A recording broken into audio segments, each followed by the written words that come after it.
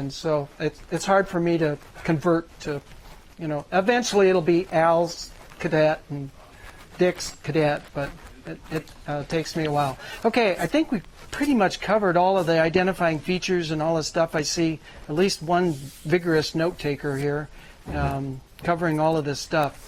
So that's your basic kind of information on the cadets, and I don't know what more to add to that. Other than, there's every airplane that's out there. There was two things I wanted to say. One was there's unique features on every airplane that's out there that makes each one of them individual in and of itself, even though they're supposed to be all interstate cadets and all the same. Every one of them is totally different. It's really interesting to see that. Just by luck, we got 7 really unique airplanes. The other thing about it is that every one of these cadets, I've looked at all of them, and every one of these cadets also has some feature that the other cadets do not have. It's got one thing in particular that's an authentic, that's the way it ought to be, and the others don't have it.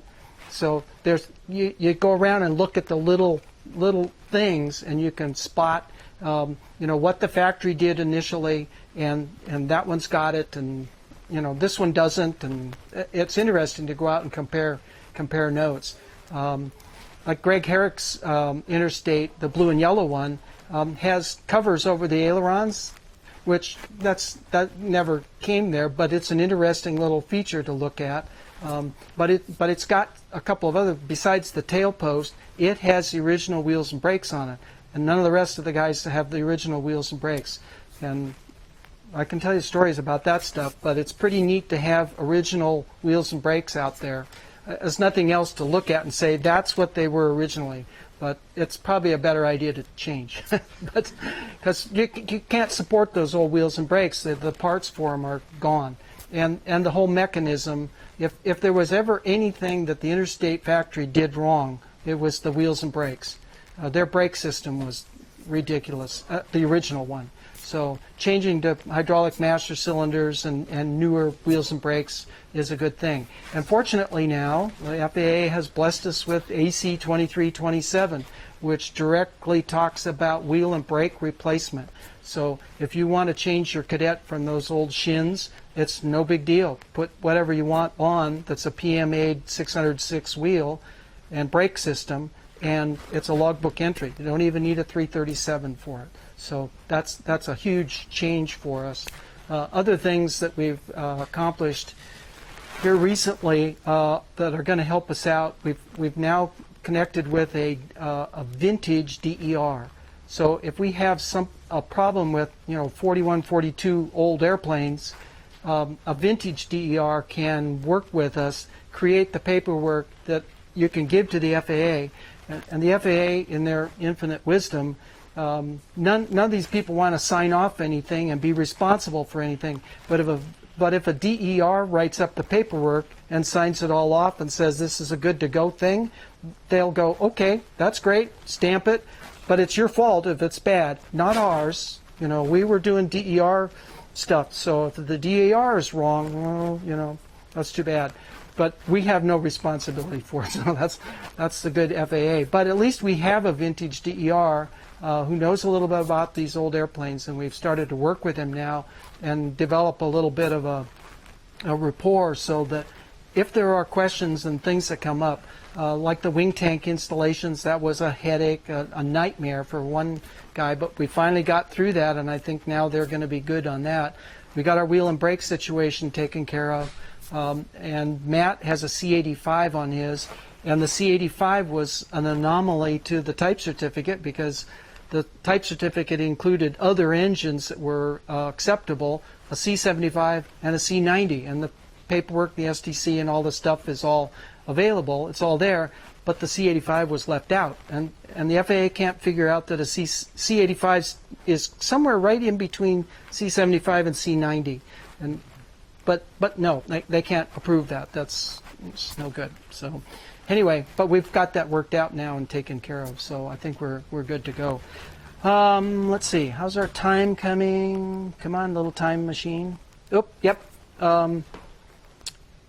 last 15 minutes, I'd like to go around and if we got questions and maybe there's some questions and answers that haven't been answered out on the flight line, but boy, there's been a bunch of stuff.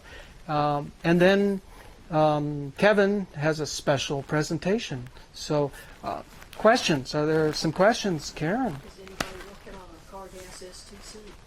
Well, yes. Far as I know, Peterson has no. Not for the interstate. I didn't hear the question. Okay, yeah, but I thought it was more engine related than airframe. No, The, it's airframe. Yeah. There's an STC for the engine, but you also have to have one for the airframe. Yeah. Okay. And Isn't that done? and I don't know, but you know Peterson's Yeah, and Peterson and I are classmates. yeah. So We looked it up, we don't have to. He Yep. said now maybe the EAA does, but he wasn't aware of it. oh, okay. How about handling that? That can be your assignment There you for go. next Yep. year. Yep. You'll start burning auto gas. Well, Start. get Peterson to get the STC to cover the interstates. Why can't it be? I mean, if they got them for Pipers and Aronkas and Taylorcrafts, All the engines are. yeah, it's duh. So So yeah. same engine. So that would be a good thing to have. At least it's a couple of bucks. Yeah, yeah, for sure. So Alcohol-free is a big hang-up. Yeah. right. It was my understanding the EAA did have interstate owners. I might be They wrong. may. Yeah, I might be wrong, but it's Peterson limited does to alcohol-free. yeah, for sure. Yeah. Question. If a person finds one cadet that they might be interested in buying, do you have a list of all these different serial numbers, what they've got, what they don't have, and all, so they can go down this and figure this Well, one out? I do have a complete listing of N number and serial number, right, every one of them right down the line. There's some gaps and holes.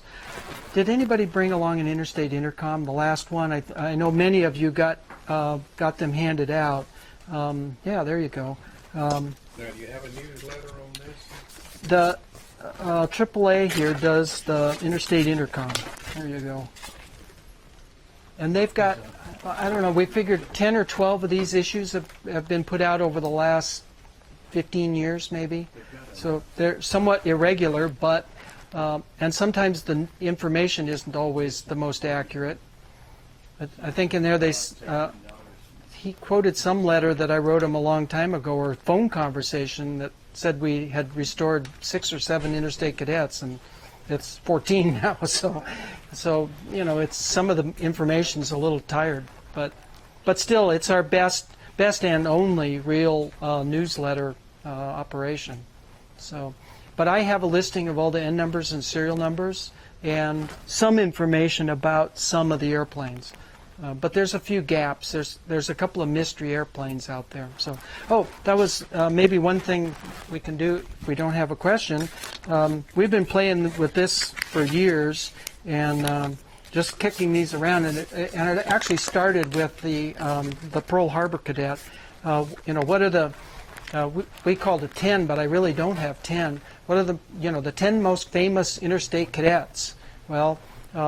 Top of the list is the Pearl Harbor cadet, 37266, that Cornelia Fort flew on Pearl Harbor Day and got shot at and survived and got down to the ground. There's a good Smithsonian magazine, Air and Space magazine, story about that. They put it down as the mystery situation, but we actually solved the mystery, and the mystery was solved in the interstate intercom. Because the other airplane that's named in her logbook was never in Hawaii. So we now have a photo of that airplane on December 7th, 1941, and it's, so the N number that she wrote down in her logbook was wrong. She just didn't get that right. And we've got some thinking, if you read the Cornelia Fort story, you can see how that would have happened, because she probably didn't fill out her logbook on December 7th. That was not exactly the most important thing to be doing, when you're getting shot at and taking cover, and having your chief instructor got killed with ground fire across the John Rogers Airport. So anyway, the Pearl is probably the most famous of all of the cadets. If you're onto YouTube at all and go to my site, Ragwood Refactory, I've got the YouTube video thing that we did on the Pearl that kind of tells a little bit about the story and the airplane and so forth, which is now up in Mount Vernon, Washington, at a museum up in Mount Vernon. So hopefully it'll be out and about. They were intending to get that airplane out and fly it around. So the third one I list is kind of a very important airplane. It's actually a couple of airplanes. It's Camp Peach flying his air show. It became obvious right off the bat that that airplane, that Interstate Cadet, or both of his Interstate Cadets, have been seen by more people than any other cadet ever. I mean, out there doing those shows, 10,000 people. How many are at Oshkosh? Thousands, maybe millions of people have seen an Interstate Cadet. So that's a pretty famous kind of airplane. It's more a situation than the airplane, but it's neat to have Kent out there flying. And he keeps telling me that if he had a restored Cadet right there to sell, he could sell one at every air show. But I kept telling him, well, with your airplane, I said, Kent, I've got one all finished, done, ready to go. It's for sale. But the phone was kind of quiet. Lucky for you, right? You got there first, so that was kind of good. The other famous Cadet, which is also extant, it's still out there, and actually I restored part of it a long time ago. But it's the Jerry Casey story. Jerry Casey flew for Interstate, and he tells about taking, I think they took a couple of Interstates, or at least one Interstate, back to the field test program thing that the military... Maneuver. Yeah, okay, that's it, the maneuvers. And that they went back there to, where was it? North Carolina? North Carolina, yeah. And so that they were doing maneuvers out there and ground maneuvers, and they wanted observer airplanes, and it was part of the contract thing to try to see if they could come up with a good airplane for that type of work and observation work. And so General Patton, when he was maybe only a one-star general, I don't know quite what his rank was assigned Jerry Casey as his pilot to fly him over the tanks that were moving around and doing their maneuvers and things. Well, he immediately got up there and saw that what was happening down below was not what he had told, and what, the maneuvers and everything, they were doing it all wrong. And he just went ballistic in the air and told Jerry, you get this airplane down and you land right there. And so he dives down, circles in, and lands on a little dirt trail that's curved. And he, he was trying to stop short and get it out so the general could jump out.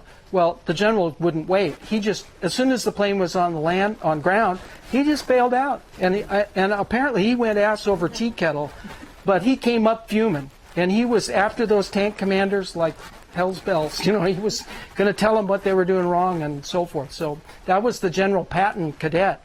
And that Cadet was known by N number serial number, and it's still alive and well. Nate Molman owns it. It's I don't think it's based in Fresno yet. It's being restored up in Oregon, of all places. That's a kind of an odd thing. Yeah, it's not me. And then I got several others that were kind of interesting just to mention. One is Kevin's airplane, the Navy Cadet, because that is the only cadet we know of that was actually brought into military service as a military aircraft. All of our other airplanes, they were CPT and then they were war training service, but they weren't assigned a bureau number and actually, impounded or whatever, brought into the military. But his Cadet was, and it was given a bureau number, and the Navy flew it when no other civilian flying was happening in Hawaii. And that was one of the two airplanes that we do know for sure. The Pearl Harbor Cadet and his Navy Cadet were there. It was on Maui, though, wasn't it? An island away. It missed the action just barely. So, but at the time, the guy who owned the airplane was in the Navy, Navy lieutenant, I think, and I don't know whether he volunteered the airplane or how it happened, but the Navy right there just glommed onto his airplane and said, okay, it's in the Navy, and you might as well fly your airplane. And I don't know if he was doing the flying or they assigned... Two other lieutenants that flew it. Okay, that flew it. Yep. And they did several missions. They did patrol around the islands and stuff. And so it's kind of a cool history in and of itself. It's nice to have the airplane here. Way to battle the weather and everything else. So you made it. And then Karen's L8, the L8s that went to the cadets that went to Bolivia. That's kind of neat. And to have her sort of recreation, it is. I mean, it's a very accurate one with lots of Espanol on it, and it's kind of cool to go around and try to figure out what they were trying to say. Is that no push or No what? lift No lift and oil. and oil. Okay. My God, I've Yeah. used enough oil to All right. bring a Harley up here. Wind Through up 6 with a Bolivian quarts. plane. Well, it's not a Bolivian airplane. I mean, it's not one of the cadets that went to Bolivia. We think they're gone. But the previous owner, Curtis Cloud, thought, wow, an interstate with the Bolivian markings. Now, that would be really interesting. So, that's kind of a historical recreation for us to remember that, yeah, the L8s, they went to Bolivia. This one is, not one of those, but it's all painted up exactly like it. So. Does anyone know how they would have come back, or because they were cheap, would they have been thrown away? I think gone. Yep. Yeah. A lot of the airplanes were destroyed where they were at. Some of them were brought back, but a lot of them were Yeah. destroyed. It Yeah. would have cost too much to bring them back. Yep. Yep. Yeah. The Lend-Lease was more of a take it, here it is. Yeah, gimme. Yeah. So anyway, those actually are the ones that I've listed. I think there's a couple more that are significant interstate cadets out there. Steve? On the altitude.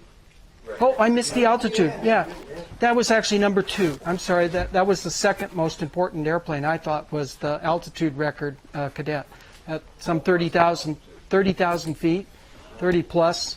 And by Colonel somebody or another Windover, I don't remember his first name, but he was a Canadian RCAF pilot, and he was also a sailplane pilot and flew around Colorado Springs. In fact, I think he was assigned to the academy at the time and was either an instructor or they had some reciprocal deal with Canadian guys going through the U.S. Air Force Academy.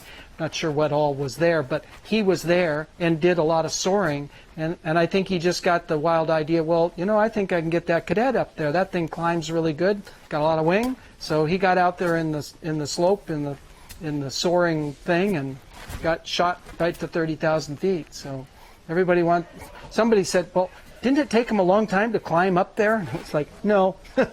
When you're going 4,000 or 5,000 feet a minute up in a big, huge updraft, didn't take long. But he had to come back down. The plane was still climbing, still going up a little bit at his altitude, but he ran out of oxygen, or didn't run out, but he calculated that the time it took him to get back down again was going to be more than what he had oxygen. Even just down to 15, he was going to run out. So he had to bail out not bail out, but get out of the lift and come back down again. But he had barographs, and it was all an official record. So. And the two that were in Ontario. Okay. There was 2 cadets. I believe the Norwegian Air Force trained with them Okay. in Muskoka Lakes, Ontario. And there's a little museum at the airport there showing them in action. And they put a second door in those airplanes Right. and use them for dive breaks on occasion. Oh. Wish the door's open. Yeah, so that brings up another kind of, subject is where are all the cadets now? We know there's one in Sweden or Norway or somewhere up there, and then now there's one in Australia, but I think the rest of them are pretty much all still here in the U.S. There's a number of them in Alaska, of course. There's a number of cadets that made it up to Alaska. I think there's one in South America. Yeah, well, there was one for sure. There was one for sure in South America and Brazil. It was a mission aircraft with a Catholic priest. Father Tilia was flying an interstate cadet down in Brazil. And that's how actually I got started with that, was somebody gave me a set of wings. I ended up selling them to one of the priests that came down from Portland, who was trying to help support his brother down there in Brazil. So I sold him the cadet wings so that they could send them down to Brazil. I don't know if they ever got there. I really don't know whatever happened to them. But I was a happy clam because I had $500 for those wings. I went out and bought my first cadet for $925. So I was good to go. That was a few days ago, wasn't it? Yeah, that was a few days ago, but only a few days ago, like 40 years. So, And yeah. in your top 10 is the cadet that Jerry Casey flew an air show in on Pearl Harbor Day. One of those No, in Las Vegas. no. Yeah, He did? He flew an air show. Yeah. Oh, okay. I did it. His final act was a dead stick, Yeah. and he inverted somehow. He dripped some oil on one of the cars in the parking lot, and this woman came up afterward and gave him a riot act because he dripped oil on her car. There's, let's see. I'll put one of the other airplanes into this list also, which is our mystery airplane. We have not figured this one out yet. The cover airplane on Aero Digest. Has anybody seen the Aero Digest magazine cover of Interstate Cadets? It's August of 41, I believe. September 41? September 41, Aero Digest has 2 Interstate Cadets on the cover. But one of them, the paint scheme is different, and there's a logo on the side of the door, and the end number is totally out of sequence. It looks like NC20 or 120, maybe 120. Don't know. I thought at first that it had been sold to the Department of Air Commerce, which would make it a kind of a important airplane. Okay, it was would be the procedure to our FAA, CAA, Department of Air Commerce back in 41, that they had owned one. That would have been a cool airplane to try to find and restore and paint it all back in the markings of the Department of Air Commerce. But it doesn't look like that's a Department of Air Commerce logo on the side. It's something else. So that's kind of our mystery airplane. If somebody can figure out which airplane that is, that would be a neat airplane to try to restore back to that paint scheme and markings, because the stripe is different and it obviously looks like a different color. The other airplane we know is 37208, which is in a lot of the ads. In fact, I think that ad right there is 208 in it. And that's a sister ship that's in the background. But here's this other cadet, so it's our mystery ship. So. I think that's the magazine that did the T-shirts off. Oh, okay, yeah. So, other questions? Yep, Mike. I have 2 questions. One, what did Interstate publish as to the service ceiling of the airplane, specifically the 90 Franklin horse airplane? Ooh. Do you know what that might be? I don't know, but I'm sure that there was data somewhere, and probably in one of the ads that might have shown that. I know that the cadet was 15, I think, wasn't it? 16. Yep. Okay, the next question is, one of my friends that has one said that he read that the Interstate was advertised as stronger than the Cub and was stressed more than the Cub, and that he'd read it but been stressed 5 positive and 3 negative. Does anybody have any knowledge of that? Those numbers? I just know from having restored both of them that the cadet is way stronger. I do know that, but what their engineering limits were in terms of where they were going with it, I don't know, because we didn't really have normal category and aerobatic and all those categories, but it would be typical of those airplanes of the day. I know in all the ads they always talk about how military training and all this stuff, and the airplane is rugged and all this stuff, that they may have engineered it to a higher standard. I hope so, because we're flying 75-year-old airplanes. I kind of want them to last. Along that line, comment on the wing attach strut. And, The T-bolts? yeah. Well, if you've got a good set of T-bolts, Magnaflux them once in a while. That would be number one. But one of the other changes that we've introduced into the whole mix, is that where you were going with that? Is the front solid strut. And so we've taken out the T-bolt on the front strut.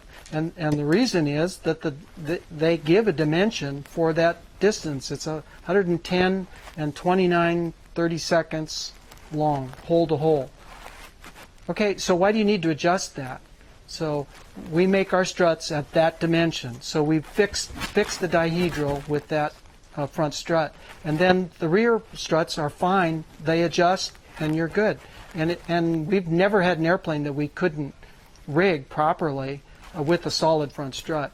But one of the other guys, Alan Reber, Jack was his dad. Alan has the airplane now. Jack has passed away, I think. He was a mechanical engineer, and he ordered a set of struts from me, and he said, I'm going to run some calcs on this thing. And he said, by eliminating that front strut, you've made this front, or the T-bolt on the adjustable on the front, you've made that front strut 4 times stronger. So we went, okay, that's good. Now, those T-bolts are the same T-bolts that are in the Arctic Tern. And I'm not even sure but what the latest airplane that Stoll Limited has on theirs, whether they have the struts. But in talking with Bill Deal, he said, oh, those things are good for a lot. Because his Arctic Tern was, I think the last one was 1850, 1900, somewhere around there gross, using the same ones that we're using at 1200, 1250, 13. So there's a margin of safety right there. When you think about another 600 pounds and put 4 Gs on it, that's a lot of extra margin there. So